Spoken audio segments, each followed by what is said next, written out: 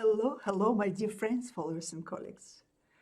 I'm glad to be back with you after my 4 months-long expedition to the Americas, where I researched, hunted, and experienced local natural stimulants for better health, longevity, and pleasures.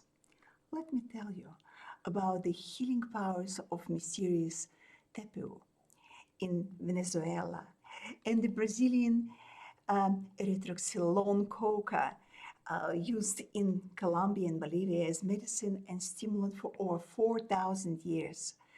My successful hunt for wild maca on the slopes of Peruvian mountains, or animalistic ecstasy I experienced in the Amazon jungle, or the therapeutic rituals of Mexican beaches. And how can I forget my sensual tango with the 82 years old Argentinian champion? All these stories and much more will be featured in the new episodes of To Health, Long Life and Pleasure show.